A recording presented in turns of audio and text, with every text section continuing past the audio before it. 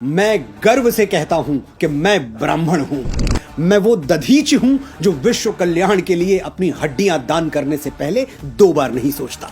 मैं वो परशुराम हूं जो श्री राम जैसे मर्यादा मूर्ति क्षत्रियों को अपनी सारी शक्तियां सौंप देता है। मैं वो चाणक्य हूं जो एक वंचित वनवासी को उठाकर भारतवर्ष के राज सिंहासन पर बैठा देता है। मैं वो आदि शंकराचार्य हूं जो अपने असीम ज्ञान के प्रताप से समूचे भारतवर्ष को एक भगवा ध्वज के तले ला खड़ा करता है।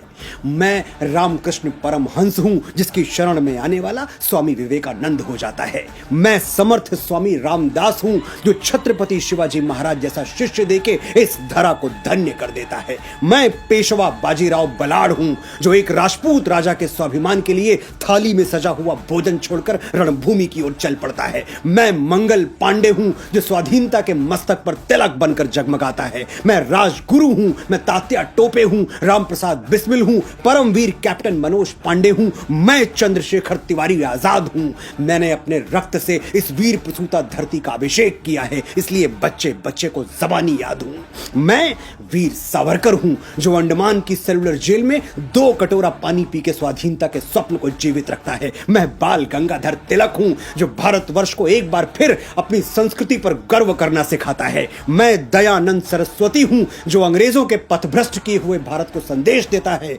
वेदों की ओर लौटो। मैं ही इस यशस्वी ब्रह्मकुल की बेटी रानी लक्ष्मीबाई हूं जो मातृभूमि की रक्षा के लिए फिरंगियों के बदन में अपनी तलवारों का लोहा उतार देती है।